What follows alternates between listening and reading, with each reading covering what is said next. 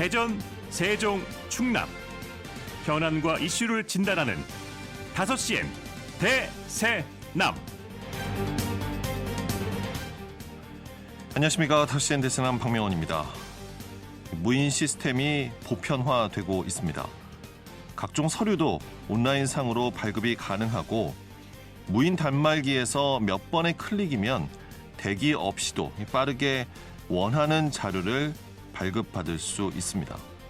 식당 예약도 스마트폰 애플리케이션으로 하고 테이블에 배치된 기기로 주문과 결제까지 합니다.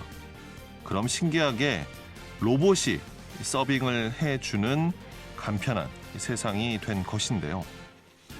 무인화, 자동화 전환이 가속화되는 상황에서 누군가는 이렇게 편리함을 누리지만 누군가는 오히려 디지털 소외를 겪고 있습니다.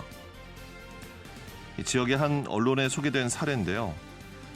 지체장애 1급 배은경 씨는 최근 주민등록 등본 발급을 위해 동네 행정복지센터를 방문했습니다. 출입부터 쉽지 않았습니다.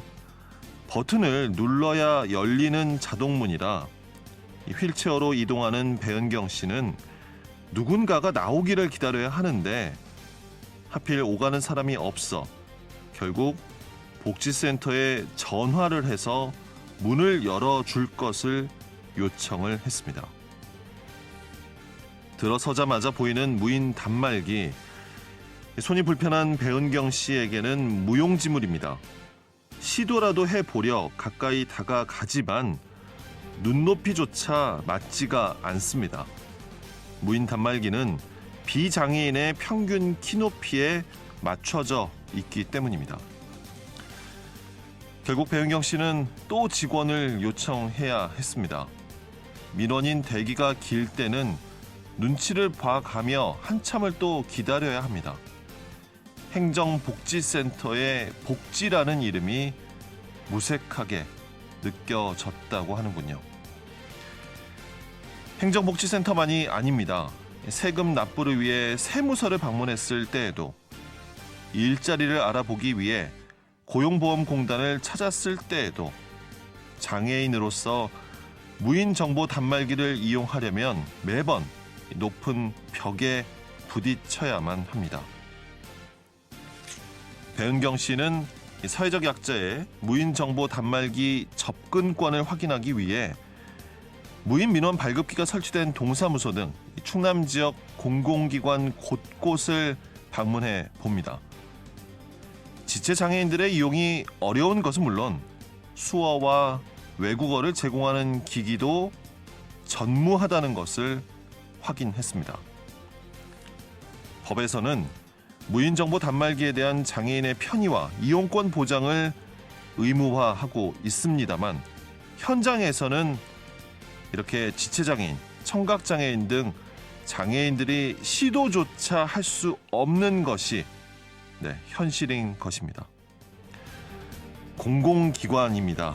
장애인과 이주민, 노인 등 디지털 약자가 무인 정보 단말기를 이용할 수 있도록 점검과 개선이 필요하겠습니다. 12월 19일 화요일 5시엔 대세남 시작합니다.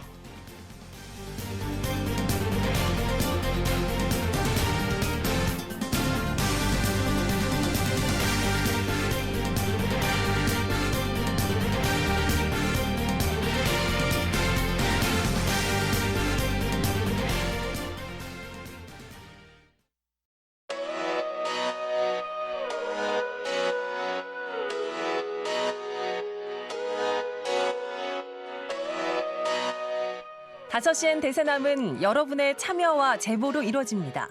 단문 50원, 장문 100원의 유료 문자 샵 2309번, KBS 대세남 유튜브 채널과 페이스북, 카카오톡 채널 5시엔 대세남으로 참여와 제보하실 수 있습니다.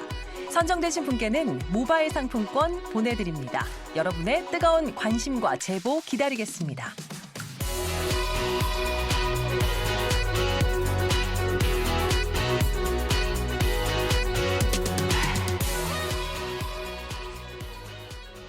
오늘 방송은 사전 제작된 녹음 방송입니다. 방송 시점에 따라 관련 내용과 상황이 달라질 수 있다는 점 청취자 여러분께 양해 말씀드립니다.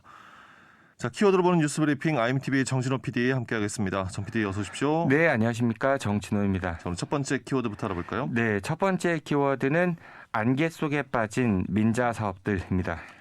어떤 사업들입니까? 네, 이장우 대전시장이 대형 건설 사업을 공약하면서 민자 유치 방식으로 하겠다고 해서 좀 여러 우려가 제기됐었었죠. 예. 이장우 시장은 후보 시절부터 대전 도시철도 3, 4, 5호선 동시 추진, 제2 외곽순환도로 건설, 보문산 개발 같은 이제 굵직한 대형 토목 사업을 하겠다 이렇게 공약을 내걸었었는데요. 이 시장의 공약 사업비 그 55조 1,437억 원 가운데 민간 자본 유치 대상이 33조 8천억 원 정도나 됩니다. 예, 상당 부분을 이제 차지하는 것인데 민자 유치 사업은 정부의 예비 타당성 조사 등을 거치지 않아서 이 사업을 빠르게 진행할 수 있다라는 장점도 있지만 그 민간 사업자와 어떤 내용으로 계약을 하느냐에 따라서 그 부담이 결국 시민들의 몫으로 돌아와 버리는 큰 위험성도 갖고 있는 것 아니겠습니까? 네, 맞습니다. 이 민간 사업자가 적자를 감수하고 사업에 뛰어들리는 사실 만무하죠. 그렇죠. 그래서 보통 수익이나 최소 수익 아니면 적자 보존해주는 그런 방식으로 계약이 이루어져서 그런 우려가 드는 게 좀 당연한데요. 참고로 갑천변에 있는 천변 고속화 도로만 봐도요. 민간 사업자의 계약이 종료되면은 민간 사업자가 진 빚 1,400억 원이 고스란히 대전 시민의 부담으로 돌아올 예정이기도 하니까요. 예. 이런 가운데 이장우 시장이 공약한 제2 외곽순환고속도로 사업에 대해서 대전시가 최근 그 자체적으로 타당성을 좀 평가해봤다고 하는데요. 그 결과를 보면은 비용 대비 편익이 0.77 이게 경제성이 낮다고 판단해서요. 기존의 민간 자본 유치 방안에서 이 국가 재정 사업으로 대전시가 선회하기로 결정했다고 합니다. 경제성이 있다라는 기준이 되는 일에 상당히 이제 못 미치는 결과, 경제성이 그렇게나 낮게 나왔다면 국가 재정 사업으로 선회한다라고 해도 이 사업 추진 자체를 장담하는 것도 어려운 것 아니겠습니까? 예, 경제성이 이렇게 낮게 평가되면 예비 타당성 조사 통과도 사실 쉽지가 않죠. 그러니까요. 그렇게나 자신했던 일인데 이렇게 좀 일이 흘러가서요. 이장우 시장의 제2 외곽순환 고속도로 건설 공약 결국 좀 진척되지 못할 그런 가능성도 좀 생기게 됐습니다. 예. 이것뿐만 아니라 그 민자 사업으로 추진하고 있는 보문산 개발 사업도 이 케이블카와 전망타워 설치하는 그런 민간 사업자 공모에 단 한 개 업체만 참여했었죠. 그나마도 이제 사전 적격성 심사에서 탈락을 해서 좀 제동이 걸려 있고요. 예. 물론 대전시는 이 케이블카만 설치해도 이 공모에 참여할 수 있도록 조건을 완화한 그런 2차 공모를 하겠다라고 했는데요. 이 사업도 역시 이제 경제성을 담보하기 어렵다는 전문가들의 지적이 나오면서 쉽게 좀 진전을 보기는 어려울 것 같습니다. 예. 마치 당장 이 사업들을 할 수 있는 것처럼 그간의 이야기를 했지만 결국 이것을 시작하는 것조차 시도조차 쉽지 않다 이런 상황이군요. 네, 그래서 이제 민자 사업을 얘기하기 앞서가지고 좀 신중한 검토가 필요하다 이런 지적이 나오고 있는데요. 이런 지적에 대해서 대전시 관계자는요. 민자 사업 대부분이 이 시설을 대전시에 기부 체납한 다음에 영업이익을 창출해야 하는데 이 장기간에 걸쳐 운영하다 보니 경제 상황과 밀접할 수밖에 없다. 그리고 향후 금리 인하 전망도 있고 창의적인 아이디어나 사업성 확보 등 민자 유치의 장점도 있으니 한번 지켜봐 달라 이렇게 해명을 하고 있습니다. 하지만 인구 감소 추세가 좀 심각한 상황 속에서요. 이 대전시가 추진하는 민자 사업의 성공 가능성 이거 좀 장담하기 어려울 것 같고요. 이런 가운데 좀 경제성이 떨어지는 사업을 이렇게 좀 무리하게 추진하는 게 과연 옳은 일인가 싶은 생각이 들기도 합니다. 네. 두 번째 키워드 알아볼까요? 네, 두 번째 키워드는 해맞이에 방해된다고 무단으로 나무를 싹둑입니다. 아니 이런 일이 지역에서 벌어졌습니까? 네, 대전에서 있었습니다. 대전 유성구 신성동의 한 등산로에 있는 나무들이요. 일출 시야를 가린다는 이유로 무단 벌목돼서 좀 논란이 되고 있습니다. 예. 신년 해맞이 행사를 앞두고 이 대전 시민천문대 직원들이요. 일출 시야 방해된다면서 그 지자체 허가도 없이 등산로에 있는 나무를 그 최소 10그루 이상 베어냈다고 하거든요. 예. 벌목이 이제 며칠 동안 지속이 됐는데 수령이 적은 나무부터 해서요. 수십 년 수령의 나무까지 좀 베어져 나갔다고 합니다. 일단 그 해당 등산로가 사유지도 아니고요. 그 나무들이 대전 시민천문대 소유도 아니고 그런데 사전에 지자체 허가도 받지 않고 자신들이 하는 그 해맞이 행사에 뭐 시야가 방해된다 이러면서 무단으로 벌목을 했다는 거잖아요. 네, 맞습니다. 이게 통상 벌목하려면요, 이 관련법에 따라서 관할 지자체에 신고를 하고 허가를 반드시 받아야 합니다. 예. 하지만 대전시민천문대 측은요, 이런 행정 절차 없이 무단으로 이제 벌목을 진행한 것입니다. 이에 이제 대전시민천문대 측은요, 해마다 일출 행사를 하는데 그 일부 나무들이 행사를 진행할 수 없을 정도로 그 시야를 가려서 일부분을 제거할 수밖에 없었다라고 하면서요. 벌목을 한 다음에 벚나무 등 다른 나무 심으려고 했다. 뭐 이런 해명을 내놨다고 합니다. 아, 정말 어처구니 없는 일이 벌어졌군요. 네, 이게 평소 등산로 이용하는 시민들의 분노도 상당히 폭발했다고 하고요. 예. 그래서 이 사안은 현재 국민신문고에 민원까지 접수된 상황이라고 합니다. 이 같은 상황에 대해서 관할 뭐 행정기관에서는 어떤 입장을 보이고 있습니까? 예, 대전 유성구가 관할 행정기관인데요. 이에 대해서 이제 유성구는 현장 조사를 해보고 최대한 원 상태로 복구를 하겠다라면서요. 이 상황이 심각하면은 또 사법 절차까지도 검토하겠다. 뭐 이런 입장을 밝혔습니다. 이 과거 대전시가 그 옛 충남도청사의 소통 협력 공간을 조성한다면서요. 수령이 100년 넘는 향나무를 포함해서 모두 이제 128그루의 향나무를 무단으로 베어냈다가 이 관련 공무원들이 좀 사법 처리를 받기도 했었죠. 그리고 원상복구를 위해서 수천만 원의 시민 혈세가 사용되게 됐고요. 이번에 문제된 대전시민천문대는요, 지난 2001년부터 민간 위탁으로 운영이 되고 있고, 현재는 한 사단법인에서 이 천문대를 위탁받아 운영하고 있습니다. 예. 이 철저한 조사를 통해서 그 위탁기관의 책임을 좀 엄히 물어야 할 것 같습니다. 네. 자, 여기까지 듣겠습니다. 키워드본 뉴스브리핑 IMTV 정진호 PD였습니다. 수고하셨습니다. 고맙습니다.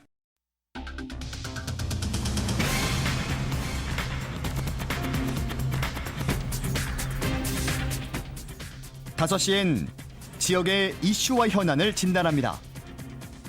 5시엔 대전, 세종, 충남 지역민의 목소리를 듣습니다. 5시엔 시사라디오, 5시엔 대세남이 있습니다. 화요일 5시엔 대세남 집중 인터뷰 이어집니다. 대전역에 도착해 제일 먼저 마주하는 공간인 이 대전역 일대. 화려한 도심의 모습 뒤로 이 감춰진 어둠의 공간이 있는데요. 일제강점기부터 시작된 이 성매매 업소 밀집 지역입니다. 대전 세종연구원이 지난 2021년에 공개한 성매매 집결지 실태 조사에 따르면 동구 중앙동 이 성매매 집결지는 101개 업소, 150여 명의 여성이 이 성매매 종사 중인데요. 각종 범죄 노출, 인권 문제, 성적 가치 훼손 등의 문제와 더불어 유동 인구가 많은 대전역 인근 대로변에서까지 성매매 알선 호객 행위가 이루어져 시민들의 불만과 불편이 지속적으로 제기돼 왔습니다.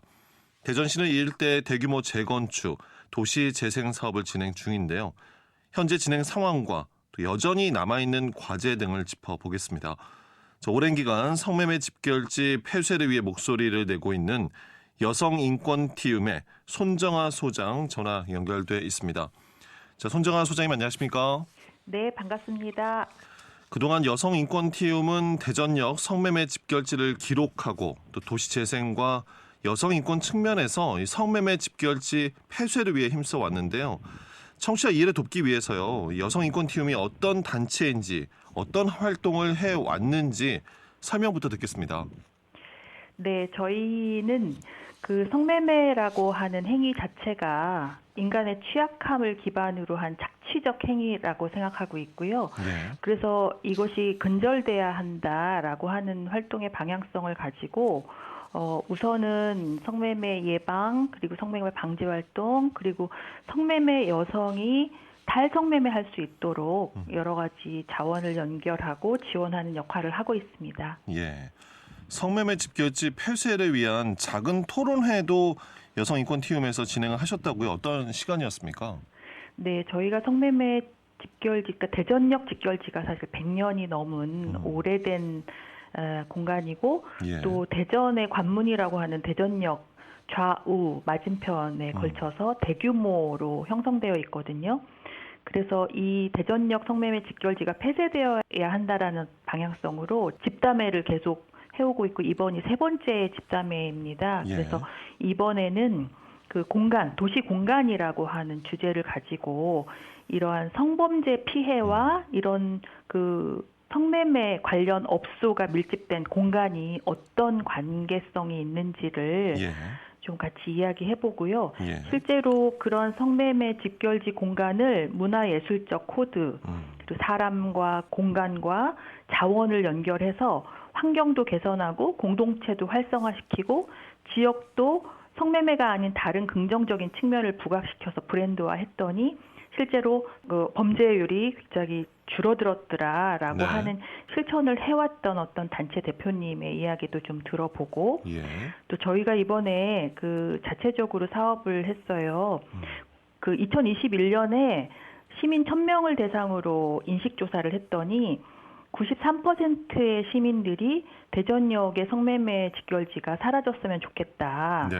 이 지역이 도시의 섬처럼 시민들이 접근하기 어려움이 크고 굉장히 불편한 공간이기 때문에 이 공간이 변화되기를 바란다라고 시민들, 대부분의 시민들이 그렇게 답변을 해주셨어요. 그래서 그런 시민들이 도시의 섬이라고 느끼고 있는 대전역 직결지 공간 안에 직접 들어가서 친구들과 연인들과 가족들과 함께 걷고 그곳에 어떤 기록을 남기고 소감을 남기고 하는 것들을 자료들을 모아서 그 발표를 하는 그런 예. 내용까지 포함해서 저희가 한 40명 정도의 시민들이 모여서 이런 이야기들을 자유롭게 나누는 집담회를 했습니다. 예, 시민들이 함께 고민해 오신 건데 현재 대전역 일대 그 변화가 있습니다. 대규모 역세권 개발이 추진 중입니다. 그리고 한켠에는 여전히 성매매 집결지가 있는데요. 현재 상황은 어떻습니까? 이게 역세권 개발과 동시에 뭐 폐쇄에 대한 본격적인 논의라든지 대안 등에 대한 논의가 이루어지고 있습니까? 네, 그러면 참 좋을 텐데 현재로서는 참 답답한 상황이 이어지고 있습니다. 대규모 역세권 개발 계획이 일부 추진되고 있고 또 성매매 직결지가 밀집되어 있는 그 곳들을 중심으로 도시재생 사업이 진행이 되고 있어요. 예. 그래서 로컬 비즈 플랫폼, 산업지원 플랫폼, 어울림 그린센터 등등 이런 많은 시민들이 모여서 어떤 공유 공간 또는 뭐 창업의 허브, 여러 가지 벤처 기업을 육성하고 뭐 이런 굉장히 모든 시민들이 와서 자유롭게 이용하고 즐기고 쉬고 일하고 할 수 있는 공간의 취지를 담아서 뭔가 도시재생은 진행이 되고 있지만 직결지 문제는 누구도 관심을 기울이고 있지 않기 때문에 네. 이러한 세금이 계속 투여가 되고 어떤 그 공간의 변화들은 있지만 여전히 수십 명의 청객들이 대낮에도 호객행위를 하는 상황은 계속되고 있습니다. 예. 그 다른 지역의 경우에요. 성매매 집결지가 뭐 문화공원으로 탈바꿈하고 지역사회가 함께 이 집결지 폐쇄와 또 그 종사자들에 대한 지원도 함께 고민하는 그런 모습을 보여준 곳들이 여러 곳 있습니다. 그래서 대전시 역할이 또 중요해 보이는데 어떻습니까? 네, 그 집결지가 폐쇄되고 이 집결지는 사실 지금 현재는 시민들은 접근하기가 어려운 섬이지만 성구매자와 성매매 알선자들이 차지하고 있는 공간일 수 있거든요. 예. 그렇기 때문에 그 공간을 그 폐쇄된 섬처럼 어떤 경계가 명확한 그 공간을 모든 시민의 공간으로 되돌리기 위해서는 다양한 아이디어들이 있고 다양한 실행 사례들이 많아요, 전국적으로. 네.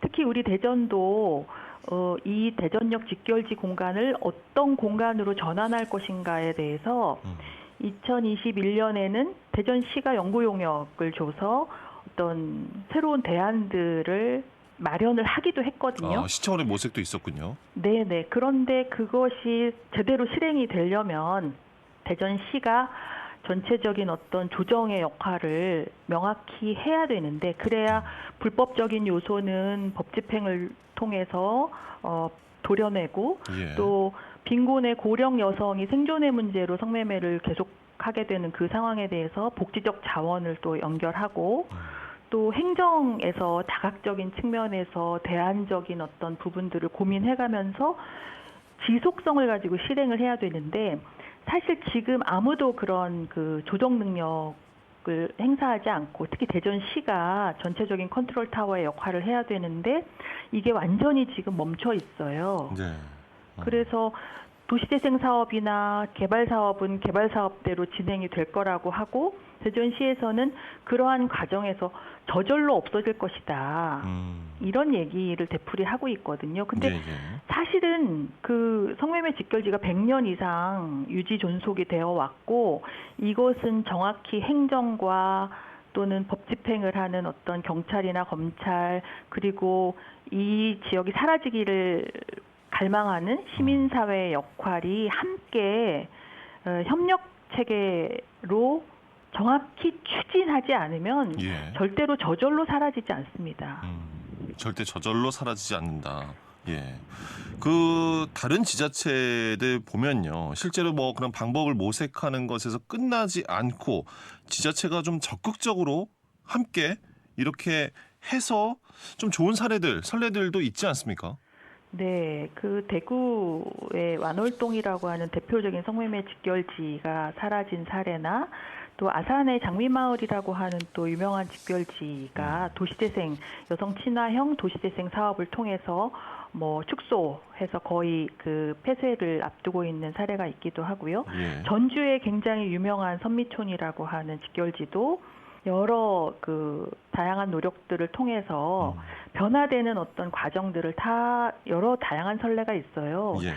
대전도 사실 멈춰 있었던 것이 아니라 2021년에는 이러한 그 직결지 폐쇄를 위한 노력을 순차적으로 하겠다라고 하는 의지를 가지고 그 대전역 직결지 여성 자활 지원 조례까지도 통과가 되었어요. 네.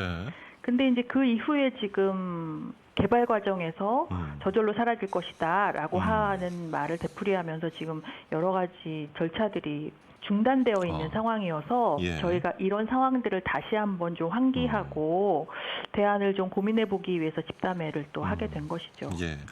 소장님, 그런데 내년도에 관련 예산이 또 축소된 상황입니다. 성매매 피해 상담소는 물론 그러니까 피해자 지원 사업 이런 예산들까지 큰 폭으로 삭감이 되는데 현장에서 보시기에 어떻습니까? 이게 집결지 폐쇄에 대한 대응이 뭐 중단돼 있는 것은 물론 상당히 더 어려워지지 않을까도 싶은데요.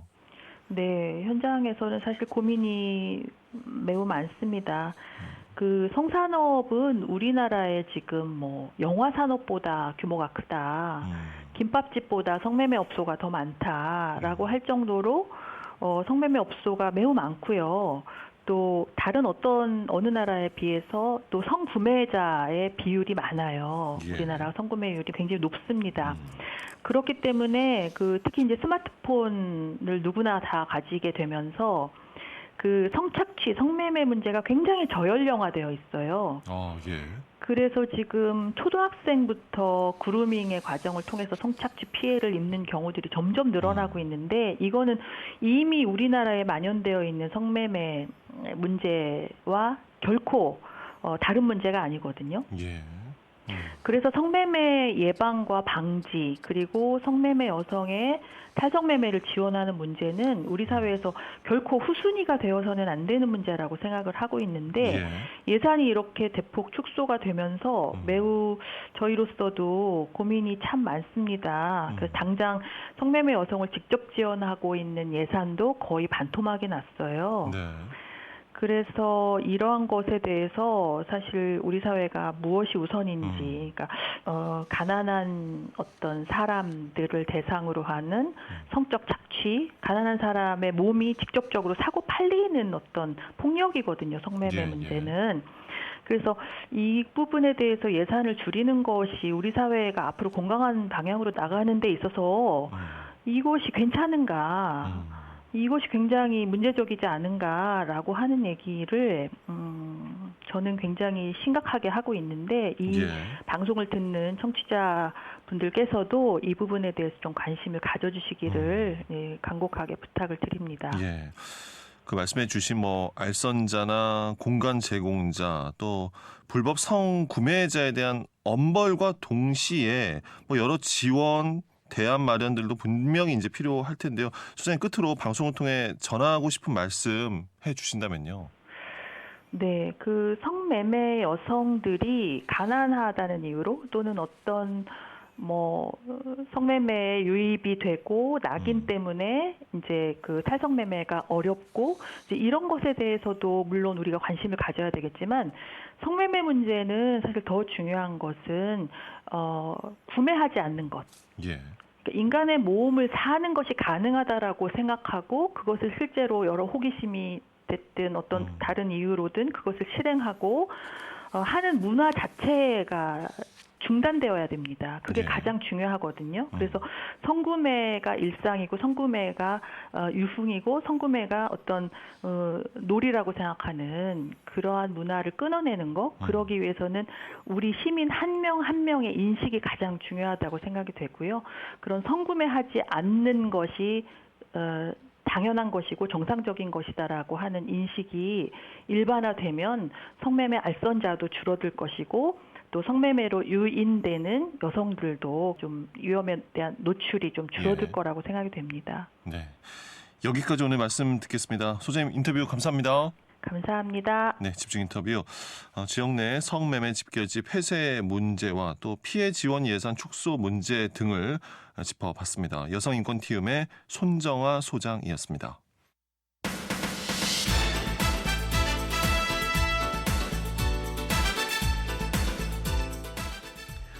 이어서 달라지는 지방의회를 기대하며 대전, 세종, 충남 우리 지역의 지방의회 초선 의원을 초대해 의정활동과 지역사회 의제에 대해 짚어보는 시간이죠. 초선열전. 오늘 만나볼 초선 의원, 대전시 동구의회 더불어민주당 소속 김세은 의원입니다. 자, 김 의원님 어서 오십시오. 반갑습니다. 네, 안녕하십니까. 주민의 소리를 듣기 위해 노력하는 대전시 동구의회 김세은 의원입니다. 예. 자, 대전 동구의회 2023년도 이 정례회 의사 일정이요. 지난 금요일 본회의를 끝으로 다 마무리가 됐습니다.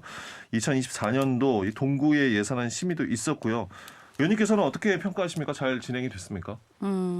평가라고 하기에는 좀 그렇고요. 평가는 예. 뭐 잘했다 못했다 해야 되는데 동구 청소년 수련원 인건비가 저희가 2억 2천만 원이 있었고 또 반려견 놀이터 조성 사업이 5억이 있었는데 예. 이게 약간 가장 큰 핵심이었어요. 근데 먼저 업무 내용상 불안정함은 있지만 그래도 동구 청소년을 위해서 선투자라는 의미로 동구 청소년 수련원 인건비를 승인은 했습니다. 네. 그리고 남은 건 수련원 이제 관계자분들이 정말로 공무원들과 함께 성심성의껏 동구 청소년들의 체험 활동에 최선을 다해 주시기를 바랄 뿐이고요.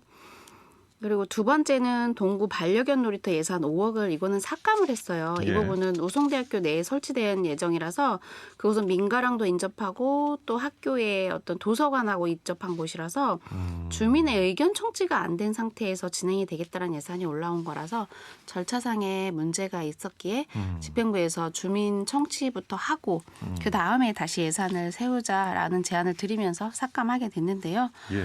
물론 반려견을 키우시는 분들은 어떤 복지 중요하죠. 그런데 주변에 늘 정주하고 계시는 분들의 의견이 더 중요하기 때문에 삭감을 하게 됐는데 예.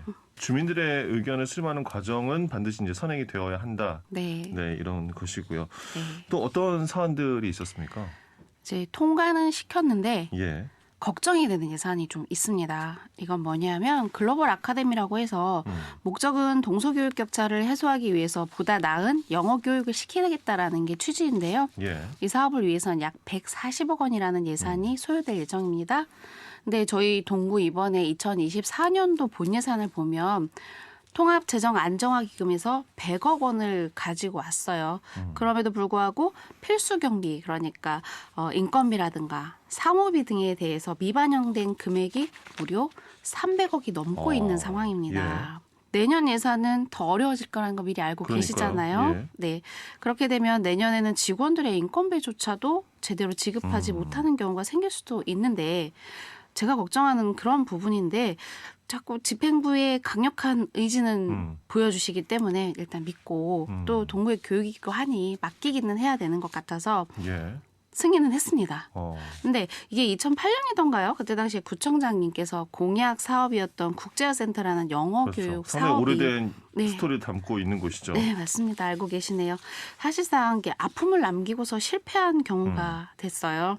근데 열악한 환경에 놓인 동구 학생들을 위한 사업이라는 게 우리 집행부의 어떤 재개관을 위한 강력한 어떤 의지시더라고요. 그래서 예. 그래서 예산 승인은 해드리긴 했습니다.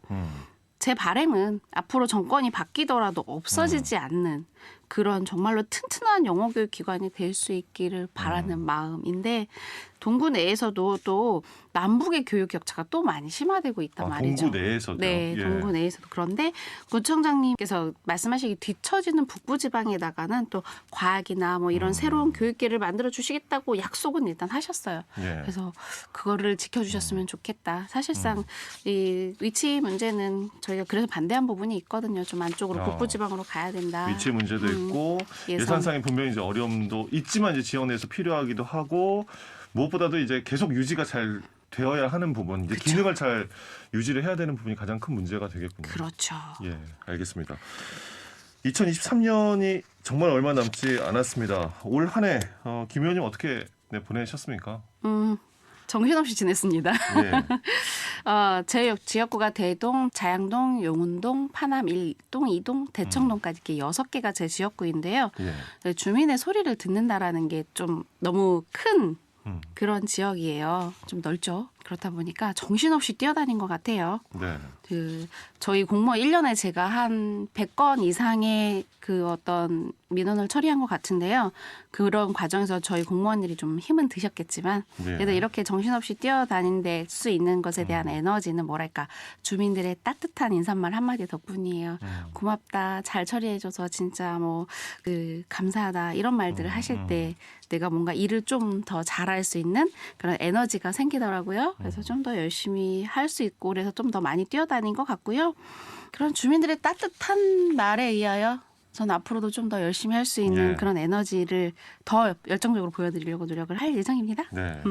김 의원님께서는 대전 동구에서 터를 잡고 생활하신 지가 이제 꽤 오래 되셨다고요? 얼마나 되셨습니까, 그러면? 한 28년? 네. 그렇다면 네.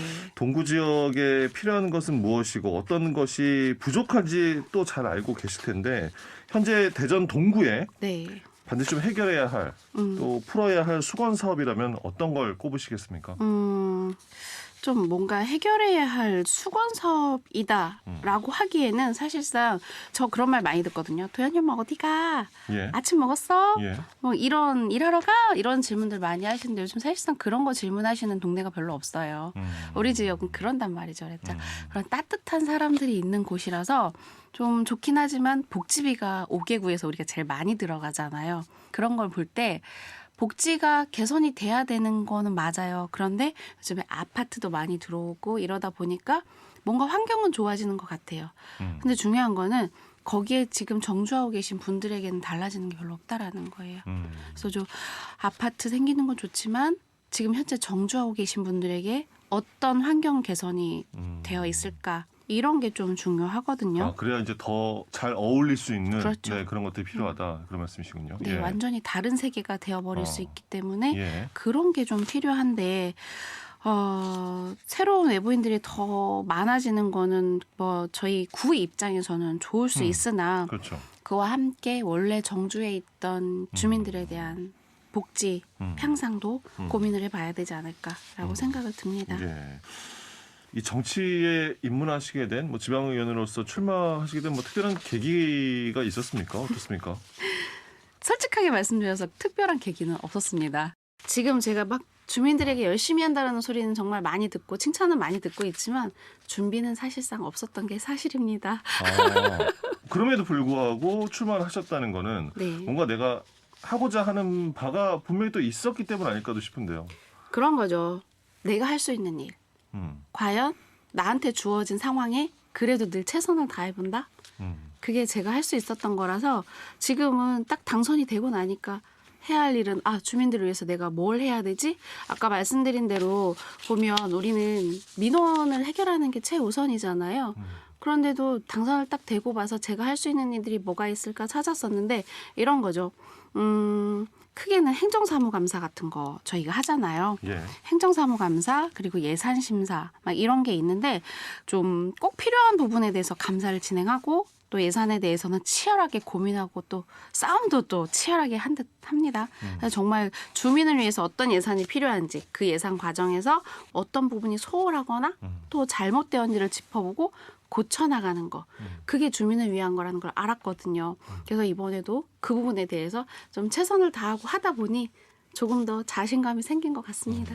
주민의 입장에서 한다라는 뭐 다른 표현으로 이해를 하면 될까 그쵸. 싶네요. 주민의 입장에서 어떻게 대변해 줄 수 있을까? 제가 선거 때 그랬거든요. 선거 정치인이 뭘까라고 생각해봤더니 주민의 입장을 대변해 주는 사람이잖아요. 어떻게 하면 대변할 수 있지? 라는 생각을 꾸준히 했던 것 같아요. 그리고 지금은 정말로 어떻게 하면 주민의 입장인지 최선을 다하고 있습니다. 예. 또 김 의원님께서 현재 뭐 지역 문제 어떤 것들 관심 갖고 계십니까?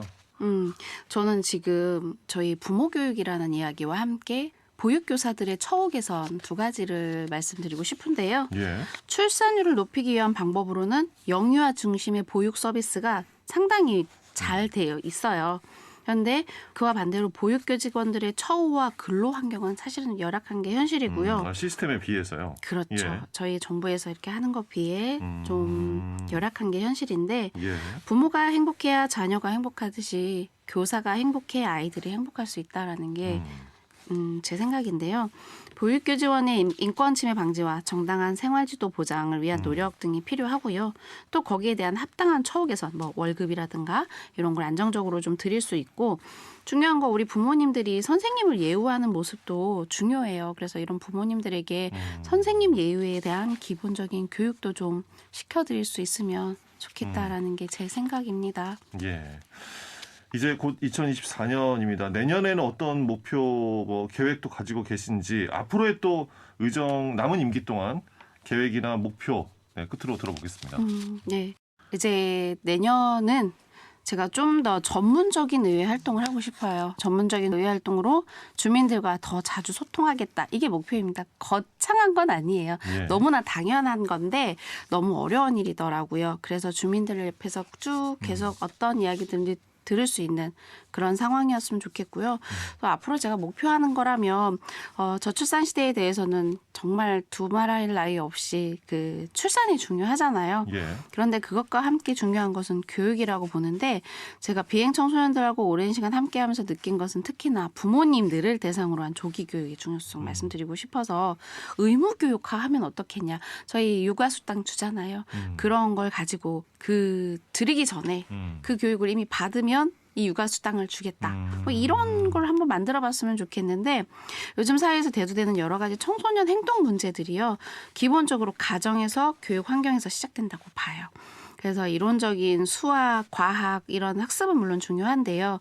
우리 부모님들이 먼저 자녀들과 소통할 수 있는 교육이 우선돼야 한다고 보는데 청소년 문제 대부분이 아이들과 대화를 하다 보면 부모님 또한 선생님들이 자신을 이해해주지 못한다라는 하소연이에요. 그래서 저희 부모님들이 먼저 자녀를 좀 이해할 수 있는 그런 교육을 좀 해보는 게 제가 목표하고 있는 겁니다. 예, 알겠습니다.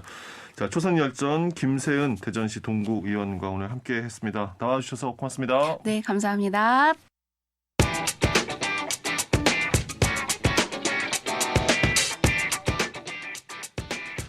이어서 바른 시각으로 보는 바른경제 행복경제연구소 강신철 교수와 함께하겠습니다. 교수님 어서 오십시오. 예, 안녕하세요. 자, 어느덧 12월입니다. 벌써 오늘이 교수님과 함께하는 이 바른경제 올해 마지막 시간이고요. 올해는 고물가 상황이 이어지면서 업계는 성장 정체와 경쟁 심화라는 악조건 속에 놓였고 소비자들은 정말 월급 빼고 다 오르는 그런 부담스러운 상황과 마주해야 했는데 한 해를 좀 마무리하고요. 2023년 주요 경제 이슈를 정리해보는 시간 오늘 갖도록 하겠습니다. 먼저 교수님께서는 2023년 어떤 한 해였습니까? 보통 사람들은 나이 들면 시간이 빨리 간다고 그러는데 예. 올해 제 시간은 좀 늦어졌다는 생각이 좀 아, 들거든요. 그렇습니까? 그러니까 필리핀에 한 열흘 학생들 데리고 연수 다녀온 것 말고는 여행 간 적도 없고 매주 토요일마다 그 새벽에 계족산 한 바퀴 도는 일이 이제 일상이 됐고요. 그다음에 바른경제 뉴스 2주에 한 번씩 꼬박꼬박 돌아오고 예. 또 평균 일주일에 한 권씩 책 읽고 토론하고 이것처럼 이렇게 특별한 일 없이 동일한 활동이 반복되니까 이게 시간이 정말 느려지는 게 아닌가 이런 생각이 들었습니다. 근데 동일하다고 말씀하시지만 이렇게 들으니까 참 대단하시다는 말씀 드리고 싶습니다. 네. 그 경제 뉴스도 이게 정부가 별로 하는 일이 없으니까는 예상치 못했던 변화가 일어나지도 않고 또 경제가 좋아지는 것도 아니고 그렇다고 또 그렇게 급격히 나빠지는 것도 아니고 그러니까 꾸준히 조금씩 나빠지니까 이 경제가 나빠지고 있는 것에 대한 경각심도 그 국민들의 경각심도 사라지고 이게 신경도 무뎌지고 있는 게 아닌가 이런 생각이 들고요. 예. 이게 마치 물 온도가 서서히 올라가는 그 냄비에 들어있는 개구리 얘기 있잖아요. 그것처럼 서서히 뭐 이게 죽어가는 건 아닌지 걱정이 됩니다. 예. 그러니까 그 나라의 경제 상황이 점차 안 좋아지고 있는데 이게 뭐 갑자기 확 나빠지면 네. 우리가 경각심 갖고 뭔가 대처하고 대비할 텐데 제 표현이 맞는지 모르겠지만 야금야금 서서히 안 좋아지니까 악화되고 있는 나라 경제 상황에 뭔가 무기력해지고 한편으로는 심지어 익숙해지고 있는 건 아닌지 걱정된다. 그런 말씀이신 거네요. 그렇죠. 그러니까 국민들이 현 정부가 집권하는 동안에 경제 상황이 좋아질 거라는 기대는 이제 다 접은 것 같아요. 그리고 뭔가 극복해 보려는 노력조차 하지 않고 자포자기 상태에 빠져 있는 듯한 느낌 그런 게 들거든요. 예. 그 작년에 그 윤석열 대통령이 취임한 이래 모든 경제 지표가 나빠졌고 어느 거 하나 호전될 기미가 안 보이잖아요. 그리고 일본을 앞질렀던 국민 1인당 그 GDP가 일본보다 지금 낮아졌죠 올해. 예. 그리고 무역 수지가 계속 적자 행진을 이어가고 있고 물가는 오르고 금리는 오르고 그러니까 주가는 또 떨어지고 국가 채무는 늘고 가계 부채도 사상 최대로 늘고 그러니까 올라가야 할 경제 성장률은 떨어지고 그죠? 그래서 한마디로 오르지 말아야 할 것은 오르고 예. 내리지 말아야 할 것은 계속 떨어지고 있으니까 도대체 이 죽음의 소용돌이라고 그러죠. 이런 상황을 이게 언제 멈출지 참 걱정이 됩니다.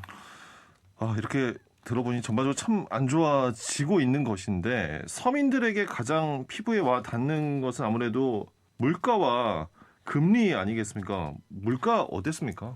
그러니까 1년 내내 고물가 우려가 하시지 않은 한 해였고요. 상반기 중에는 물가 상승률이 약간 둔화되는 듯 하긴 했어요. 예. 그러다가 8월부터 다시 또 석 달 연속 이게 오름폭이 확대되면서 전체적으로 물가가 예상보다 올랐습니다. 네. 그러니까 1분기 그 소비자 물가가 전년 동기보다 4.7%가 올랐거든요. 그리고 1월에 전기요금 인상하고 이제 가공식품 가격 상승에 따라서 5.2%를 기록한 뒤에 이제 국제유가가 뚝 떨어지니까 2월에는 4.8%, 3월에는 4.2%. 그래서 그나마 좀 호전되는 게 아니냐 이런 좀 분위기가 있었어요. 예. 근데 이 틈을 타서 이제 전기, 수도 요금이 또 20% 이상 올랐죠. 그렇죠. 그러니까 2분기에는 석유류 가격도 계속 떨어지고 개인 서비스 가격 그 오름세가 좀 둔화되면서 물가 상승률이 2.3%대로 7월 달에 갔고 그래서 2% 가는 게 아니냐 이렇게 예. 이제 이때는 이제 정부가 신이 났죠. 그래서 물가가 잡혔다고 막 자화자찬하는 뉴스가 나오고 그랬는데 그러다가 8월에 다시 3%대로 올라가고 물가 불안이 다시 높아지기 시작했습니다. 특히 그 농축산물 가격 예상보다 높은 수준을 유지했고요. 10월 물가 상승률은 3.8%까지 치솟았죠. 예. 그러자 이제 한국은행이 지난 11월 그 경제 전망을 수정하면서 올해 물가 상승률 전망치를 처음에 이제 3.5%로 잡았다가 3.6%로 상향 조정을 했고요. 내년 전망치도 2.4%로 연초에 잡았다가 지금은 이제 2.6%로 높여 잡고 있는 상태입니다. 예. 그래서 내년에 2%대를 이걸 유지할 수 있을지 사실 그것도 의문입니다. 의문이고 걱정이고 네.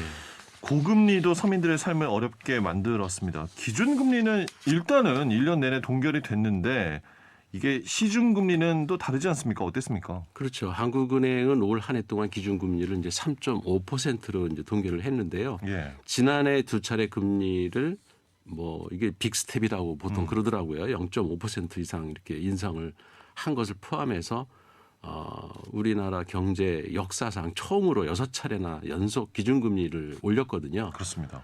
그리고 이제 그 높은 금리가 지금 유지되고 있는 상태고요. 그러니까 지금 한국은행은 금리를 올리기도 내리기도 어려운 상황에 빠져 있습니다.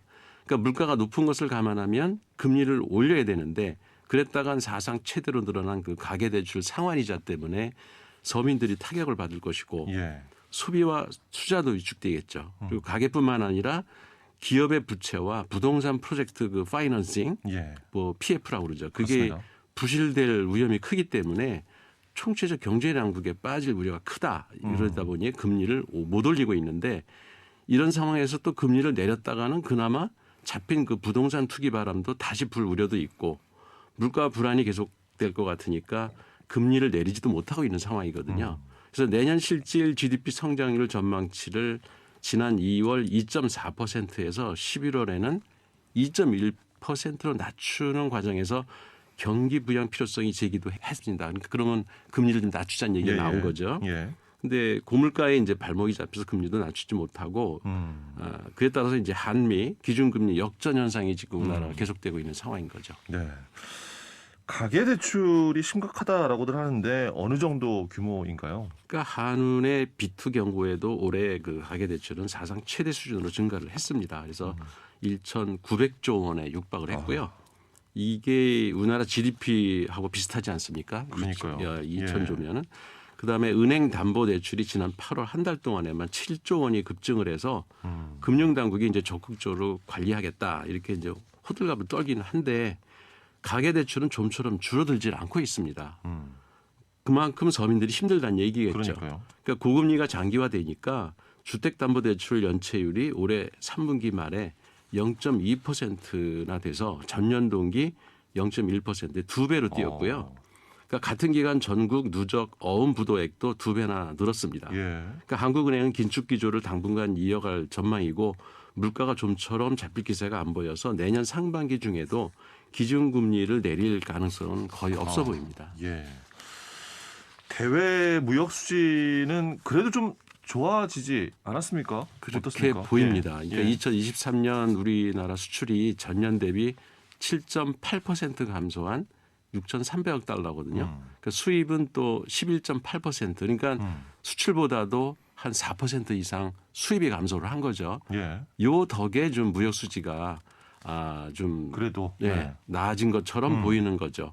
그러니까 수출은 9월까지 역성장을 한 이래로 10월 증가세로 전환을 했지만 작년에 워낙 같은 기간 수출이 저조해서 생긴 그 기저 효과일 뿐이고요. 수출 절대액은 계속 줄고 있는 겁니다. 그리고 무역 수지가 6월부터 흑자로 들어섰다고 보수 언론하고 이제 정부가 자랑을 하고 있긴 한데 경제 상식이 좀 있는 사람이라면 이게 얼마나 안 좋은 상황인지 금방 알 수 있습니다. 그러니까 우리나라는 천연 자원은 없고 수출로 먹고 사는 나라라서 원료를 수입해서 수출할 거리를 만들어야 돼 이게 경제가 발전을 하거든요. 근데 수입이 줄어든다는 건 앞으로 수출이 늘어날 전망이 없다는 거로 해석하는 게 정상인 거죠. 그렇군요. 예. 수입도 늘고 수출도 늘어서 무역 수지가 흑자가 나야 나라 살림이 좋아지는 건데 수출이 줄고 수입이 더 많이 줄어서 무역 수지가 개선됐다고 좋아하는 건 이건 정말 경제 상식이 없어서 너무 없는 사람들이 하는 말인 거죠. 그러니까 무역 수지가 악화된 가장 큰 원인은 우리나라 수출의 거의 4분의 1을 차지하고 있는 그 중국 시장을 지금 잃어가고 있기 때문이거든요. 그러니까 중국과 수교한 지 31년 만에 처음으로 대중국 무역 수지가 적자가 나지 않았습니까? 네. 그러니까 중국 내수 경기가 뭐 예상보다 더디게 풀리고 부동산 리스크가 있어서 어떻다 이렇게 핑계들을 대는데 이건 다 핑계고요. 근본적인 원인은 대중국 외교 실패가 낳은 결과라고 저는 생각합니다. 네. 올해 경제 상황이 이렇게 총체적인 난국이다 이렇게 해석을 할 수도 있는 그 정도로 어려운 상황인데 내년이 또 더 걱정입니다. 어떻게 해야 할까요? 그러니까 뭐 경제 상황이 안 좋다고 하지만 재벌 기업이나 부유층들은 별로 타격을 받는 것 같지 않습니다. 지난해 30대 재벌 사내 유보금이 1,000조 원에 육박한다고 합니다. 그러니까 올해는 더 늘었죠. 예. 그러니까 1억 원이 넘는 그 고급 외제 승용차 수입은 늘고 해외 여행객 수가 작년보다 5배나 증가한만 봐도 부유층은 별 걱정 없이 사는 것 같습니다. 그러니까 문제는 경제 상황이 안 좋으면 안 좋을수록 빈부격차는 더 심해지고 서민들의 삶이 더 팍팍해지는 거거든요. 그러니까 정부는 이제부터라도 러시아, 중국, 북한 등 그 외교를 좀 관계를 개선해서 대무역 수지를 좀 개선했으면 좋겠고요.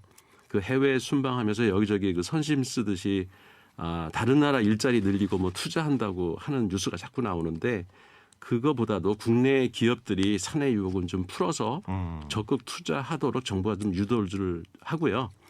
그래야 뭐 청년들 일자리도 늘어날 거고 국민들의 그 순소득이 좀 늘어나야 소비가 살아나지 않겠습니까? 네. 그래야지 경제가 다시 활력을 찾을 것 같고요. 순환이 되는 거죠. 예, 맞습니다. 그래서 국가 재정 건전성 타령만 할 게 아니라 더 늦기 전에 서민 복지 예산 좀 더 늘리고 노동자들의 임금 처우를 좀 개선해서 소비가 살아나도록 해야 합니다. 그러니까 일부 특권층을 위한 경제 정책이 아니라 국민 대다수의 그 삶의 질을 높여주는 경제 정책을 펼쳐야 특권층도 사실 자기 몫이 불어나는 거 이거 단순한 경제 원리거든요. 이걸 좀 깨닫고 내년에는 좀 서민들을 생각하는 정치를 좀 했으면 좋겠습니다. 예. 일부 뭐 특권층, 부유층을 위한 경제 정책이 아니라 국민 전체의 삶을 보살피는 경제 정책이 내년에 펼쳐지길 바란다는 말씀까지 오늘 듣도록 하겠습니다. 교수님 한 해 동안 감사합니다. 말씀 잘 들었습니다. 고맙습니다. 예, 고맙습니다. 자, 바른경제 오늘은 2023 올해 주요 경제 이슈를 짚어봤습니다. 행복경제연구소 강신철 교수였습니다. 자, 12월 19일 화요일 5시엔 대세남 여기까지입니다. 오늘 끝곡 존 레전드와 웬디가 함께 부른 Written in the Stars 준비했습니다. 이 노래 전해드리면서 저는 내일 다시 인사드리겠습니다. 지금까지 박명원이었습니다.